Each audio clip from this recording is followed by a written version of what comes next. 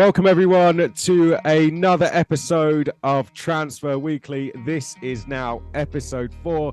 The brand new season is getting closer and closer, and with that, transfers are coming into us in the feeder series world all the time. And here to help talk me through it, we have our ADAC, ACCR and Danish F4 editor, Jan Husmann, and also our Italian F4 editor, Daniele Spadi. I can give something away. We're going to be focusing on that category just a little bit in this section of the show. Thank you very much for joining us, guys. We have plenty to cover this week, and thank you all for tuning into the show. As ever, we've really appreciated your support. Do give the show and channel a like and subscribe. But let's get straight down to business, shall we? I want to talk a little bit about Formula 2 first of all, because news coming in to us this just straight away that we have Dams are going to be keeping on their driver Ayumu Iwasa for a second successive season in FIA Formula 2. He had a great first season, finishing in 5th place. He took 2 wins and 6 podiums, and of course he won the season finale from pole position. Jan, I want to come to you for this one. Ayumu Iwasa, the Red Bull Junior, of course, jumped up after a bit of a difficult first season in FIA Formula 3, jumped up to Formula 2 this year with Dams. He's going to stay with them. Do you think he's now in safe hands to maybe go and challenge for the title next season? I think that's at least the hope that Red Bull has for him in the next season. And I think it's really exciting for him. You already said he had like a little bit of a struggle in his first Formula 3 season. And it was very reminiscent of Yuki Tsunoda, who actually had a very similar career path, who was excellent in Formula 4, then went to Formula 3, had a little bit of an up and down season, and then was really exciting in Formula 2 from the start. In the first feature race, he came from the bottom, was leading the race at one point before having a mechanical failure. And then the start of the season was a little bit up and down, but he really impressed at the end of the season. As you said, had the feature race win in Abu Dhabi, and stays on with Dams. He's shown that you can win with Dams in Formula 2, and he's for sure one of the favorites for the title in the next year. Yeah, it's a really impressive signing for the Dams team, and I'm sure Ayumu Iwasa is going to be very, very excited for that challenge ahead. Right, I want to talk about the Formula Regional European Championship by Alpine. I've got used to saying that over the last couple of seasons. We've got the 3rd driver on the grid for next season. I know this time it is not Prema Racing. G4 Racing have announced their 1st driver for next season as they signed French F4 champion Alessandro Giusti. I hope I'm saying that one correctly. I will get used to it by commentary next season. Daniele, I want to come to you for this one. I mean, anytime you sign an F4 champion, it's going to be exciting news. And G4, not the best of seasons for them this year. So to get an F4 champion under their awning, they're going to be very happy with that, aren't they? Yes, they are. And of course, for Alessandro, he makes the jump up from French F4. So he's going to have to discover a whole new category, although he has tested a lot with G4 and the FRECA car earlier this winter. So he is getting up to speed. He's getting definitely used to the car. But of course, making the jump from French F4 to FRECA is definitely a tough ask. And of course, he's going to have to go toe-to-toe against drivers like Kimi Antonelli and of course, Lorenzo Fluxo, the 2 drivers that have been signed by Prema earlier this winter. And so the competition will be tough, but I think he's ready. I've got good hopes for him. He's probably going to be challenging for podiums and wins throughout the season. And honestly, he was incredibly consistent in F4 last year. So I think good things have to be expected from him, really. And we saw from, I know Esteban Masson, it wasn't really the best of seasons for him, but Maceo Capietto this season was a regular visitor to the top 10, and particularly Orien Tangavelu when he joined RPM, his season really kicked off. Of course, Alessandro is going to step into that team now. So there's definitely a lot of talent coming out of this championship, isn't there? Yes, there is. Of course, FRECA right now being the stepping stone from F4 to F3. And it's kind of like of course, as the name says, a European championship. So you get talents from Italy, from France, from everywhere around Europe. And so it's kind of a harder challenge. And I think Alessandro has to, step up his level and try and drive faster, cleaner, and more consistently. But I think he's up for the challenge, and definitely it's going to be a very interesting season with a lot of talents. Right, next, we don't really have a transfer to talk about next as such, but for those of you who tuned in to episode 3 last week, you would have seen at the end of the show, we did touch on this. ADAC F4 sadly is not going to be taking part next season. And as we have our ADAC F4 editor with us on the show, Jan Husmann. Jan, I want to ask you a little bit about this, if you can maybe elaborate for us a little bit more as to why this has happened, and is there any way back for the championship? There's really two big keys as to why this happened. You have on one side that ADAC Motorsport is restructuring a lot of their motorsports at the moment. They bought the rights to the DTM series, so GT Masters, which was their GT series, will run actually as a support series for the DTM in the next year. It will be called DTM Endurance, and ADAC F4 was always a support series for the GT Masters, so they would need a different series probably to support in the next year anyway. But then instead of organizing a whole series, the ADAC decided, okay, we want to support not the whole series, but a small number of young German drivers. And they will do that by giving them the opportunity to compete in French Formula 4. They will have a cooperation with the FFSA, which is organizing the French Formula 4. And I think for talents in Germany, for young driver talents, this is a good opportunity. You still have to bring in some funding, but it's way less than before. You will have the support by ADAC. And the other part why ADAC F4 failed at the moment is really a structural problem for motorsports in Germany, as interest in Formula One dropped, interest in all other motorsports dropped as well, with now the departure of Sebastian Vettel. More difficult in Germany to raise money for sponsorships for young drivers, and everything of that, really led to ADAC F4 folding this year. And if there is a way back, we will see that in the future. I heard that they are in talks with the FFSA that in the future they might also run races in Germany. They will expand their junior program to more than 2 drivers. So ADAC is not done with the junior single-seaters, but for the moment it is definitely a big blow for junior single-seaters in Germany. Thanks for the brilliant insight there. Well, let's go from some bad news to some good news, because there was some very good news for Zane Maloney. The boy from Barbados becomes the latest driver to join the Red Bull Junior Driver Program. He must be, I think he's the 13th driver now to join the program. Daniele, this received mixed opinions online, but for me, Zane Maloney definitely has earned his place. Finished 4th in FRECA last season. Then he became the FIA F3 vice champion this season. What did you make of this one? Do you think Zane has earned his space on that Red Bull Junior Driver program? I think he has, and honestly, I think it's a great move for him. Of course, this comes with a whole lot of pressure. Of course, he's going to have a lot more eyes on him, and having that in your F2 debut season, if he races with in F2, of course, is going to be tough, especially having Helmut Marko watching you and following you every step of the way. But honestly, I think it's a good move. He has outlined his future with Red Bull Racing. And of course, the Red Bull Junior Academy isn't really in their best moment right now. They are kind of lacking the star quality that Zane could have. Of course, he had that dominating second part of the season in F3 last year, of course, falling short for the title, but he really showed a lot of speed, consistency, and racecraft. And so I think he can be a star going forward, and definitely could have the star quality that Red Bull are looking for in a driver right now.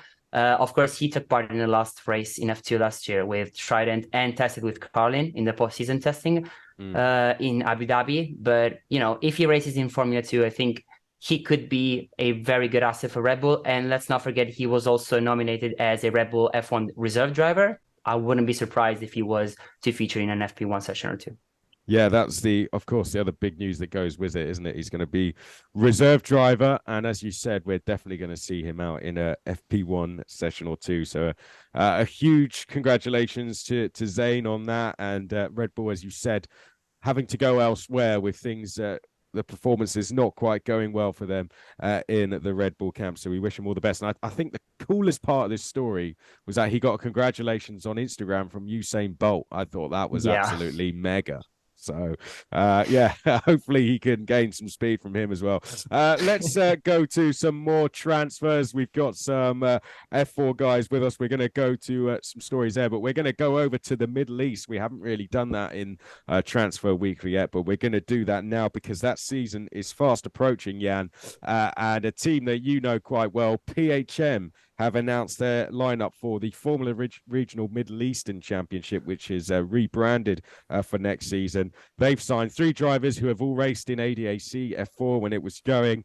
First of all, Josh Dufek, who finished in the top 10 in FRECA this year, 9th place, missing out on the rookie title by just 4 points. Then Nikita Bedrin as well had a fantastic season. Did Nikita finish 4th in ADAC F4? And then we have the reigning ADAC F4 vice champion, Taylor Barnard. Jan, try and put those 3 together. I mean, that is almost a dream lineup for them, isn't it? Yeah, it's really exciting. PHM, as you said, they were in ADAC F4 last year. They were in Italian F4 last year, but it was actually their first year in both series. And now they have taken over in FIA Formula 2 and Formula 3 for the Charouz team. And yeah, it really seems like they are building on what they already know from ADAC F4. Both Bedrin and Barnard raced for them in both Italian and ADAC F4 last year. And yeah, they seem to be very happy with those 2. And then Josh Duvek, very close to becoming the rookie champion in FRECA last year, missing out on that in the last weekend.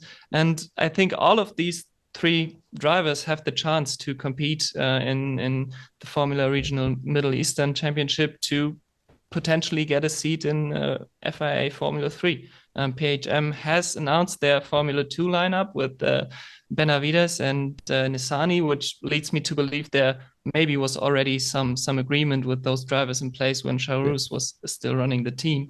But they have not announced anybody for F3, and it seems to be the opportunity for all of these 3 drivers to prove themselves with PHM, with the team, with the engineers, and see if the team wants to build on that and work with those drivers in FIA Formula 3. So very exciting opportunity for all 3 of them. I think it would be a big step up for all 3 of them. For Dufek after just 1 year of FRECA, and for Barnard and Bedrin going directly from F4 to F3 would be a big step. But it's very exciting for all 3 of them. So really looking forward to the start of this year.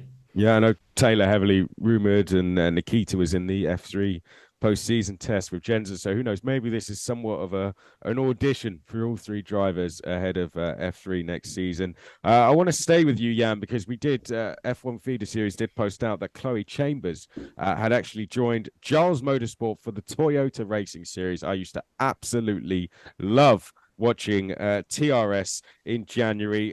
For those of you new to the Feeder Series world, it's a series that takes place in New Zealand, similar to Formula Regional Middle East, over the course of 5 weekends, back-to-back. Fantastic series. Champions includes the likes of Lando Norris and Lance Stroll. It's had some brilliant names come through it over the years, and it sparked a thought within me, Jan. Does TRS have a way back now? Because Formula Regional Asia, as it was formerly known, now Formula Regional Middle East, has created a real strong brand, real strong championship over the last couple of years. And it seems the big teams like PHM are going there. The UAE F4 grid is already looking really strong. Does TRS have are they going to be able to go head to head? I mean, that's a big signing to get Chloe Chambers, having raced in W Series last year, the American. But you know, are more going to follow in her footsteps now? It will be difficult, I think, for TRS. It's very far away in New Zealand for most of the teams. You have in the Formula Regional Middle Eastern Championship, you have Prema, you have PHM, teams that are competing in the other junior series as well. So they might already want to work with their drivers for next season, with the engineers, with the team. So for TRS to recapture what they had 3 years ago, it will be very difficult. But opening up again after a very restrictive policy in the last 3 years, basically, is a good step for TRS, and I hope that they can attract some more talent. No, I really do as well. They're both fantastic championships. Right. We've got our Italian F4 editor with us, of course, Daniele Spadi, and we couldn't have you on and not talk Italian F4. Thankfully, this wasn't all done on coincidence. We have got Daniele in because there has been some big signings in Italian F4 this week. They have come from Prema. Let's start, first of all, with one of the drivers they have kept on for next year, and that was Ugo Chukwu. He focused his attentions last year in British F4, where he finished third. But then he came over to Italian F4 later in the season and got on the podium 4 times. Daniele, I mean, Ugo, he's got to be tipped to go in, challenge for the title. He's going to be alongside James Wharton. That in itself is going to be a fantastic battle. It will be, and honestly, Ugo right now is my favorite. He finished in the top 6 in every race he entered, which is insanely impressive in like a 4th, like the Italian F4 Championship. And of course, if you want to go for the title, Prema is statistically the best team to go for. And of course, he knows the team already, and he will be quick. He was really quick in winter testing as well. He topped the sessions in both Monza and Imola, of course, to great racetracks and to the racetracks that will be on the calendar next year. And really, he is looking good for 2023, and hopefully he will keep growing and coming faster. And honestly, he could be the favorite next year. And alongside him, Prema, it's now 3 drivers they've assigned, because Nicolas Lecourt is going to be the 3rd driver, maybe not the final one either, alongside him. Was top 10 on his Italian F4 debut at the Red Bull Ring. What do you make of this one as well? And maybe a new name to most. How do you think Nicolas is going to suit in alongside Ugo and James Wharton, 2 powerhouses in F4? Well, he's really young and he's very promising. He just won a national competition in Italy organized by ACI, which is the main partner of Italian F4. And he really showed this quick. He was really quick. And of course, I think the best thing out of Nicola is definitely that he learns really quickly. And with 2 kind of experienced drivers like Ugo and James alongside him, he will really learn really quickly, in my opinion. And he showed the speed. Of course, he finished in 10th in his debut in Austria, and really quickly. And who knows, maybe even grab a podium or 2. Well, thanks very much on the insight there. Now, before we close the show, just very quickly, I want to ask you both about this one. Last Sunday, so Sunday the 4th, we had the news that Luke Browning became the latest driver to win the Aston Martin Autosport BRDC Young Driver of the Year award. It's been won by just about everyone, including the likes of David Coulthard, Jenson Button, George Russell, Lando Norris, the list goes on. With it, he wins a check for £200,000 and a test in an Aston Martin Formula One car. Where does he go next? He's just won the GB3 title. What does he do with that money, gents? Where does he take it? Let's start with yourself, Daniele. Where are we going to see Luke Browning racing next? Is he going to be in the UK still, or do you think he's going to take that overseas? I think that his main objective would be to step up and maybe go for an F3 seat, for example. But the thing is, they're very rare nowadays. And the £200,000, although it is a lot of money, doesn't come even close to covering a full season in F3. And so I don't really know where he will end up. I think maybe something along the lines of FRECA or things like that could be an option. But honestly, right now, we don't know. I think he doesn't know either. Of course, I don't know that, but I think he is a bit uncertain about his future, but hopefully he finds a drive, because he dominated GB3, to put it frankly. So he's really quick. And of course, as you said, a lot of very important names won that title and that award. And so hopefully he can find a good seat soon. Yeah, and very quickly, before we wrap up, Yourself, Yep. do you think it's going to be something like FRECA? I still hope that he goes to FIA Formula 3, maybe with high tech, maybe he finds some backing from a Formula 1 team. I mean, we saw it last year with Zach O'Sullivan, who then went to the Williams Academy and had a very stellar rookie season in FIA Formula 3. And I hope something like that for him as well. Well, we wish him all the best of luck, and congratulations to him again, the latest driver to win that award. Thank you guys for making your debuts on the show. I'm sure the first of many appearances. Jan, it's been great to get your insight on ADAC F4, and likewise, Daniele, it's been great to get your insight on the Italian F4. The F4 season is close to kicking off in the Middle East. I'm sure we'll come back to you both when we get that season underway. Does that sound like a good plan to get you both back on around that time when UAE kicks off? Brilliant. Yep. Great. Let's do it then. Thank you very much for watching the show. As ever, we'll be back at the same time for our final episode of 2022, episode number 5. In the meantime, don't forget to check out the F1 Feeder Series podcast. Do subscribe to the channel. Please like and subscribe, and we'll see you at the same time next week. Bye-bye.